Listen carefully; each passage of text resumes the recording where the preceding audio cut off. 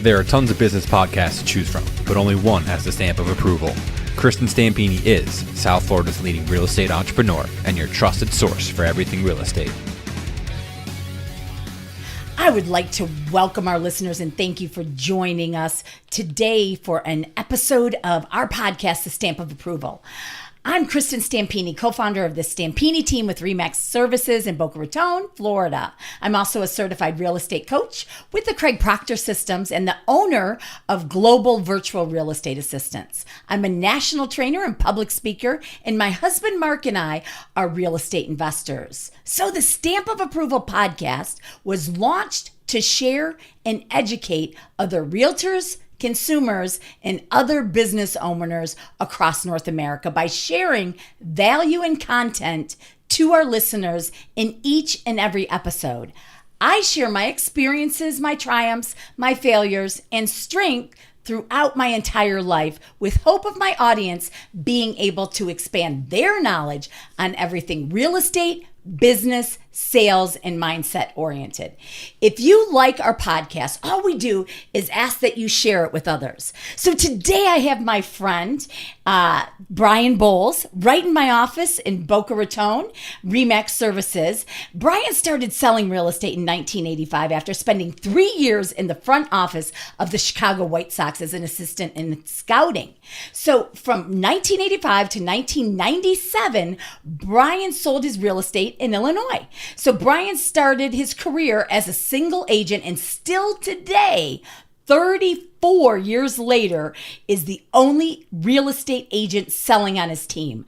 Brian sold over 300 homes just in 94 and 95 alone, which he sold 60 homes in a matter of 61 days. He moved to Delray Beach, Florida in 1998, so 21 years ago. And in his first 2 years alone, he sold $50 million. And $50 million, especially 21 years ago, was a lot in real estate. Every year, Brian is ranked in the top 100 RE/MAX agents nationwide, and he's also ranked in the top 1% of all agents in the United States. Welcome, Brian Boles. Thank you, Kristin. Great to see you. Yeah, you too. Not like we don't see each other in the office. Every day. So one thing that inspires me about you, and there's a lot, but one thing is, especially being a single agent. Being a single agent is really tough doing the amount of volume that you do. Right, it is. Okay, now you have support staff, but you are the only actual agent on your team selling real estate. I'm the only agent selling my listings or my buyers. Right. Yep. Yes. So, and doing, at about $1 million a year, every year, a little bit less, a little bit more, whatever. I mean, that is a lot of real estate to be doing on your own year after year, and especially for 34 years. Yes. Is it that long? Yeah. Wow. I counted them. Wow. I had hair.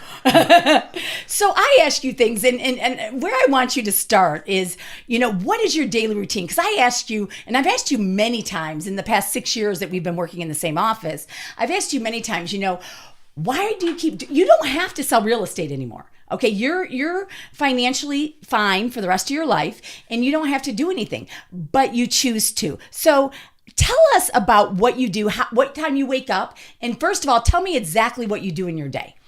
Okay, so I go to bed about 10 o'clock every night, like clockwork, and I get up at 4 to 4:30, and then I look at my emails, return emails, check my texts overnight, have everything done by the time I drive to the office. I get to the office about 5, work there for an hour, preparing my 3 assistants, what they're going to do as soon as they walk in. I don't like when people walk in and they're like, what are we going to do next? So I'm usually there from 5 to 6:30, preparing my staff, preparing what I'm going to do when I walk in. I go to the gym from about 6:45 to 8, and then usually back in the office 8:30 to 9, and then I'm usually done for the day unless I have showings at night by 4:30 in the afternoon. That's pretty awesome. Yeah, I love getting home early. Tell them about your Fridays. My Friday is movie Friday or spring training baseball Friday. So every Friday I map out 2-3 hours where I go to a baseball game because I was involved in pro baseball, or I go to a movie. Yeah, that's amazing that that will, even though he's still selling real estate every single day, he's working on selling real estate, which, a lot of agents get really burnt out from, okay? And 34 years of selling real estate and not working on a team, but actually out there selling with buyers and sellers is a lot of work. So what do you do every day? So tell me about your appointments. I mean, how do you set your day up? Do you make your calls? Do you decide on who you're going to call? What does that look like? Well, in real estate, you kind of have to have an A, B, and C category. And an A category is who's going to list or buy within the next few weeks. A B category is who's going to list or buy in the next month or two. A C category is someone who, we're in year 2019, is probably not going to do anything till 2020. So you want to concentrate on your A categories, those people that potentially have a chance to make you income. I mean, we all have to make income to survive and pay our assistants or stay in business. So I look at, and I'm wrong sometimes, where you pick the wrong person and run with the wrong person, but you try to think who with a lot of questions. When do you want to buy? Do you have to sell to buy? Are you renting now? Can you break your lease? If you find the dream home, you want to ask probing questions. Some people get offended, but you want to know who's going to be hot right now or in the next few weeks. So do you have a list? I mean, how do you keep track of that? Everyone laughs. I have a yellow Lego pad, and some people have brought my name up at seminars. I have been one of them. How I have just a pad of paper, and I kind of put down who's an A, a B, and a C. And so I don't have anything in my phone or a database. It's all on a legal pad. So can you guys imagine out there? I mean, I talk about it from coaching all the time, coaching for Craig Proctor. One of the first things I talk about is a CRM in somebody's database and how to label it and follow up with it. I remember when I met Brian, and that was one of the first things I said, well, what's CRM? And he literally shows me this notepad, and I almost died. People get a kick out of my notepad. And your accounting system. My accounting system, I throw receipts in a box. Yeah. For all those new agents out there, you may not want to listen to this portion of stamp of approval, but it works. No, and it does work for him. But he's just old school, and he doesn't change. I remember and I remember Dave telling me when we changed to electronic contracts, right, and writing them, you still wrote them for years. I still don't. Kristin, this is embarrassing. I have to call my assistants. I still don't know how to do dot loop or electronic contract to this day. I'll call them and say, can you do this for me? And they're like, sure. So, yeah. That's just old school that never changed, but it always worked for you. It's worked, yes. So do you have an amount of people per month? Like, when we talk about your daily routine, okay, and making sure that you stay focused every single day. Tell me how you stay focused every day and aren't burnt out.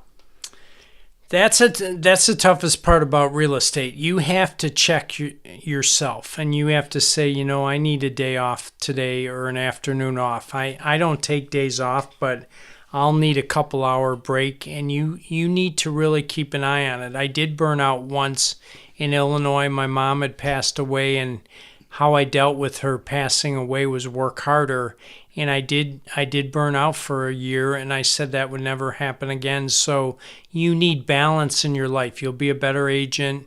You'll enjoy your life more. You'll have passion to go to work if you have things you like to do, like I like movies or baseball games. You need to still do those things. No matter how much money you make, enjoy your life. That's right. And so on the weekends, are you still working on the weekends? Who's listening to the broadcast? So my schedule during the week is I grind really hard Monday through Thursday. By Friday afternoon, I have a half day. Saturday, I usually only work about 2 hours. Sunday, I'm on call, but I really don't work unless I think it's someone who's going to really buy a home or list. So basically, I have the weekends off, and people are shocked. They say, you're the hardest worker we've ever seen. And I say, I really have a good system in place now. Well, you do. And the thing is, really, is you got good assistants too to help you out. Great assistance. You cannot get to the next level without help.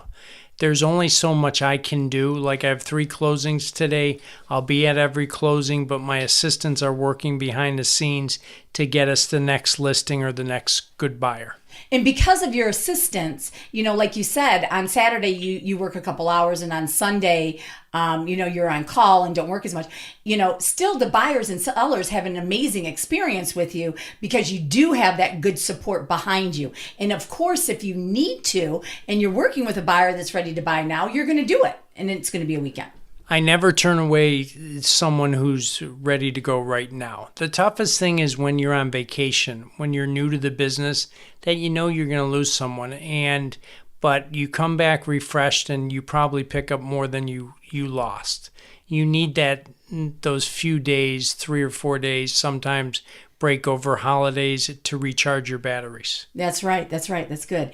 And what happens when you feel just down and out and you just really don't want to do it today? You don't want to go in and work and get up at that 4 a.m. hour and work all day. How do you keep yourself going?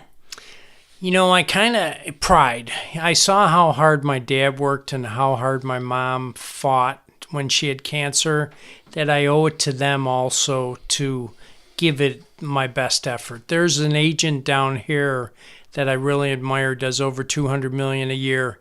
And I said, what's your goal each day? How many deals you want to do, or what's your goal per month? And he said, I just want to give the best effort I can each day. And that's exactly my same statement. If I give a good effort every day, things will happen. Yeah, that's good. And so you were talking about your A people, or the people that are really planning on making a decision on, buying or selling a house, in the next, 30, 45 days. What about your B and your C that you were talking about? How do you follow up with them? Because you just have your notebook. The B and the C's, well, I'm big on emailing people, where you can do a mass email. Are you presently looking? Have your plans changed? Or have you moved up your time frame? So you can do a massive email to people and personalize it and see who responds. So let's say you get a 1% response on 100 people. Well, there's one new A person where you said, wow, that one surprised me. He's now gone from a B to an A. Yeah. And then how many do you usually work with at once? Oh, that's a good question. As many as you can service. And if I can't service them, I'll find more assistance. If I think I'm letting A people get away, then it's time to add someone else to your team too. Yeah. And so what do your assistants do for you? Because they kind of help you from getting too burnt out, right? Oh, yeah, they're great. I'll say I'm taking a couple hours off to go see a movie, and they're handling the office. And when you get back, you don't have 100 emails to return because they took care of everything. For every agent out there listening to this, if you can ever hire an assistant when you can afford to hire it, do it, because that will take you to the next level right away. Yeah, that's really good. Okay, so what I want you to do, just give a few tips to that either experienced agent that is starting to burn out because they are a single agent, or even a brand new agent that's a single agent, on really what should they look to do in their daily routine to be successful and to make sure that they're pushing their business forward without burning out. Well, the first thing I do when I get in the office is who am I going to contact in the morning. So let's say I block out the times 9 through 11:30. I'm contacting the A buyers and sellers. Every successful agent I've ever seen usually is setting up appointments for the afternoon by blocking out time between 9 and 11:30 or whatever time you want to block out. But make those calls. Say, are you ready for me to come see your house? I know you talked about wanting a market analysis. How is today or tomorrow? Close them. Make sure you follow up with people who gave you clues that they're thinking of listing or thinking of buying. don't be afraid to even text them. If you're afraid of the phone or afraid of prospecting, text them and say, hey, just thinking about you. Would you like me to come by Tuesday or Wednesday? Close them with a question saying, I'm ready to come by and help give you a free market analysis. Well, thank you. Okay, so 34 years of just how much longer do you think you're going to actually do this? Well, after hearing this interview today, this might be my my last day. Dave Searle, I'm giving my notice. You do it till it's not fun anymore. Till it's not, it's like a pro athlete. Dwayne Wade's body's not the same as when he was 10 years younger, or Dirk on the Dallas Mavericks. So they want to go out while they're still healthy and still, not embarrassing themselves, where they're still somewhat of a good player. So I want to do it until it's not fun anymore, or until I find a different passion maybe someday. And you know what? You still really enjoy it. I really do. I love the deal. I love negotiations. There is a book by our president, The Art of the Deal. I love making deals. It's a high. It's a drug. And for an because I was involved in sports, it's competition. So I enjoy that part. It's my only competitive thing I do today. I don't golf or I don't play tennis. So because I've had back surgery, so it's like a drug where you need that next deal. That's right. Well, gosh, Brian, it is such a pleasure to have you on today. Thank you. Yes, and thank you, listeners. Remember, please share our podcast if you enjoy it. And thank you, Brian Boles. Everybody have an awesome day. Thank you, Kristin. Great time. Yeah.